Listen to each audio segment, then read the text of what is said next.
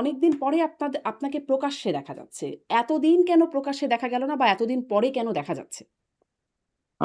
Two B honestly প্রত্যেকটা জিনিসের তো একটা টাইম থাকে, প্রপার টাইম থাকে, প্রপার কথা বলার জন্য। হুম, প্রত্যেক জিনিসের একটা পলিসি থাকে। সো এর মধ্যে দেশি বিদেশি বহু মিডিয়া আমার সাথে কথা বলতে চেয়েছেন। আমার কাছে তখন মনে হয়েছে যে, কারণ আমি আমার মাস্টার একজনই, এবং সেটা হচ্ছে আমার মাতৃতুল্য শেখ হাসিনা। তো আমি মনে করেছি যে কখন কথা বলাটা উচিত, প্রপার টাইম। তো ততক্ষণ পর্যন্ত প্রপার টাইম হয়নি দেখে কথা বলি নাই। হুম। কিছুটা সময় দেশের মানুষকে দিয়েছি বোঝার জন্য। ডক্টর ইউনূসের সোনার বাংলা, হ্যাঁ, যেখানে এখন ধ্বংসের বাংলা হয়ে গেছে। মানুষ ভেবেছিল ইউনূস সাহেব ক্ষমতা আসলে দেশের মানুষ সোনার চামচ দিয়ে ভাত খাবে। মানুষ এমনভাবে ভাবা শুরু করেছিল, আমিও ভাবছিলাম। হ্যাঁ, তবে ওনাকে এখন বিভিন্ন নামে মানুষ বিভিন্নভাবে ডাকে। টকশোতে, টেলিভিশনে মাঝে মাঝে দেখি আমি। আমার তো ফেসবুক টেসবুক কিচ্ছু নাই, ইউটিউবে দেখি। দেখি সাংবাদিকরাই কেউ কেউ হুম। বলছেন, কেউ বলছেন কি সুদখোর, কেউ বলছেন বাটপার। তো উনি ওনার সিনিয়র মুরবি মানুষ, আমি এই ধরনের ভাষা আমার জন্য ইউজ করতে চাই না। যে একটা ভাষা আমার কাছে ভালো লেগেছে, যে দেশ ধ্বংসকারী। তো ধরেন তিনি তার মেয়াদটা তো শেষ হয়ে গেছে, এখন নতুন সরকার আসছে। এখন নতুন মেয়াদ হ্যাঁ। এসছে, হ্যাঁ। তো এখন তো এসে কেন মনে একটু হলো যে আপনি সেই টাইমটা এসেছে কথা বলার জন্য? না, এখনো এই সরকারের ৬টা মাস গেছে। এই সরকারের যখন ক্ষমতা আসছিল, আহ, আপনি অত্যন্ত নামকরা সাংবাদিক, ভালো সাংবাদিক, তুখোর প্রশ্নকর্তা, হ্যাঁ হ্যাঁ। তো এটা তো আমি জানি, রাজকাহন অনুষ্ঠান থেকে জানি। সো আপনি একটু খেয়াল করে দেখেন, আমার মেমোরি অবশ্যই, আপনি আমার চেয়ে বয়সে ছোট, অনেক ছোট। তো আপনার মেমোরি আমার চেয়ে অনেক শার্প। সেটা হচ্ছে যে এই সরকারটা ক্ষমতায় আসার আগে, আজকে যিনি রাষ্ট্রপতি হলেন, যদিও আমি বলছি এই সরকার বৈধভাবে ক্ষমতা আসে নাই, এটা সাংবিধানিক সরকার না, হুম। এটা ফাইনাল কথা। হ্যাঁ, কোনোদিনই সাংবিধানিক সরকার হতে পারে না, কারণ মাননীয় প্রধানমন্ত্রী পার্লামেন্ট ডাকেন নাই, পদত্যাগ করেন নাই, রাষ্ট্রপতির কাছে কোনো পদত্যাগপত্র নাই। বাট আমি ধরে নিলাম তারপরেও, জাস্ট আলোচনার স্বার্থে, যে এটা একটা সরকার এবং সাংবিধানিক সরকারই ধরে আছে, লিগেল সরকার।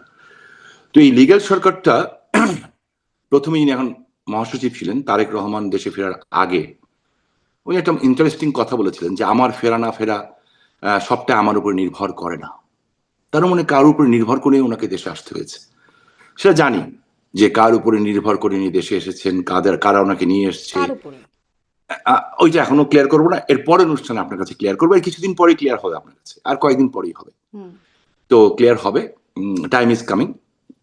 তো এবং ইনি পরে যখন উনি আসলেন, তার আগেই যখন নির্বাচন শুরু হলো, আমি ওনাকে সম্মান করি ব্যক্তিগতভাবে। আজকে যিনি রাষ্ট্রপতি হয়েছেন, মির্জা ফখরুল সাহেব, আহ, আমি ব্যক্তিগতভাবে ওনাকে পছন্দ করি ওনার কথাবার্তার জন্য। ঠিক আছে, এটা আমি পছন্দ করি, এটা অস্বীকার করে লাভ নেই।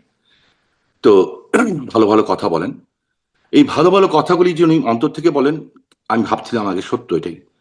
বাট উনি নির্বাচনের আগে বললেন যে আওয়ামী লীগ অফিস খুলে দেওয়া হবে, খুলে দেওয়া হলো। আওয়ামী লীগের মানুষকে ভোট দিতে দিতে হবে, দেওয়া হলো। আওয়ামী লীগের লোকদের জন্য দরজা খোলা আছে। তো উনি শুধু একলা না, ওনার দেখা দেখি তখন সবাই বলা শুরু করলো। বিএনপির বড় বড় নেতারা সবাই বলা শুরু করলেন। শুরু করার পরে রয়টার্সের সাথে তারেক রহমান যখন দেশে ফিরলেন, উনি দেশে ফিরে রয়টারের মতো সাংবাদিকদের সাথে বললেন যে, আহ, জাতির পিতার কন্যা, বাংলা মা, আমি বাংলার মা বলি এখন, শেখ হাসিনা, তো জাতির বাংলাদেশের প্রধানমন্ত্রী, আহ, ওনার সন্তানদের ব্যাপারে বললেন, সাজিবাদের জয় এবং সাইমা পুতুল, ওদের ব্যাপারে বললেন যে ওনারা দেশে রাজনীতি করতে আসতে পারেননি, ব্লা ব্লা ব্লা ব্লা ব্লা, অনেক কিছু বললেন। বাট ওকে ফাইন, এই জন্য আমাদের উচিত যে ওনাকে টাইম দেওয়া, যে অ্যাকচুয়ালি আপনার চরিত্রটা মুখোশটা উন্মোচন করার জন্য, হুম। যে আপনি কি নাটক করছেন। 21শে আগস্টের ঘটনা যারা ঘটিয়েছে, তারা এত উদার কেমন করে হলো এত তাড়াতাড়ি? হ্যাঁ। তো এই জিনিসটা দেখার জন্য একটু সময় দরকার ছিল। আমরা দেখলাম। আমি আপনাকে ছোট্ট একটা উদাহরণ দিই, ছোট্ট, একেবারে ছোট্ট। বাট এই ছোট্ট উদাহরণটা আমার মনে হয় যে যে কোনো বিবেকমান মানুষের কাছে, সে আওয়ামী লীগ করুক, বিএনপি করুক, জাতীয় পার্টি করুক, কিংবা কোনো পার্টি করুক, কিংবা না করুক, না করা লোক তো বেশি সংখ্যায়, তাদের বিবেকে লাগবে। ধানমন্ডি 32 নম্বরে 15ই আগস্টে দুটো বোন গেল, দুটা মেয়ে গেল, অল্প বয়সে দুটা মেয়ে গেল। কেন? ওরা জাতির পিতার কে রেসপেক্ট জানাতে চায়, ওরা বঙ্গবন্ধুকে সম্মান জানাতে চায়। ওখানে যে ওরা হয়তো ফুল দিতে চায় কিংবা দোয়া করতে চায়, হোয়াট এভার ইস, তাদের সাথে কি আচরণ করা হয়েছে, তাদেরকে গায়ে হাত দেওয়া হয়েছে, এটা আপনাদের মাধ্যমে আমিও দেখেছি, সারা দেশবাসী দেখেছে, বিশ্ববাসী দেখেছে। আর একটা ছেলে সরল স্বীকারোক্তি দিল যে আমি ওনাকে ভালোবাসি, এই জন্য এখানে এসেছি ওনাকে শ্রদ্ধা জানানোর জন্য। সেই ছেলেটাকে কিভাবে বেধড়ক ভাবে মারা হলো এটা আপনিও দেখেছেন, আমিও দেখেছি, সবাই দেখেছি। সো এইটুক সময় আমাদের দরকার ছিল মুখোশ উন্মোচন করা। তারপরেও তো যারা দেশকে এইটা করে ফেলবেন, এটা কিন্তু করে ধরেন ফেলবেন। আপনাদের মুখোশ তো তার আগেই তাদের সামনে উন্মোচিত হয়ে গিয়েছিল। মানে তিনি যিনি প্রধানমন্ত্রী তিনি দেশে ফিরতে পারেন নাই। আপনারা এখন যে অবস্থায় আছেন, আপনাদের শাসনামলে তিনিও দেশে ফিরতে পারেন নাই। তার মা তিনিও নির্যাতিত হয়েছেন, জেলখানায় ছিলেন। অনেক বয়স্ক মানুষ, একজন বয়স্ক নারী, অসুস্থ নারী। এই নিয়ে অনেক কথা হয়েছে সেই সময় আপনাদের সাথে। মানে তাকে আপনারা উদার হবেন এটা ভাবলেনই বা কি করে? না, উদার হবে এটা ভালো নয়, এই কারণে আপনাকে আমি দায়িত্ব নিয়ে বলতে চাই। একটা কথা যেটা হচ্ছে, বেগম খালেদা জিয়া, মানে আল্লাহ ওনাকে বেহেশত নসিব করুক। আপনার অনুষ্ঠানেও কিন্তু যখন ডিবিসিতে আপনি হুম, অনুষ্ঠান করতেন, উনি যখন অসুস্থ ছিলেন, আমি কিন্তু ওনার জন্য দোয়া হ্যাঁ। চেয়েছি, আমি পার্সোনালি। আমি যা বলি এটা কিন্তু পার্টির স্টেটমেন্ট না। প্রত্যেকটা মানুষের একটা ব্যক্তিগত স্টেটমেন্ট থাকে। আপনি একটা জার্নালিস্ট, এরকম আরো হাজার জার্নালিস্ট আছে, হুম, কিন্তু সবাই যে আপনার মতো করে কথা বলবে তা তো না। আপনার একটা আইডিওলজি আছে, আপনার একটা চিন্তা ভাবনা আছে, আপনার একটা চেতনা আছে, আপনার একটা লক্ষ্য আছে। আপনার লক্ষ্য দিয়ে আপনি বিচার করবেন।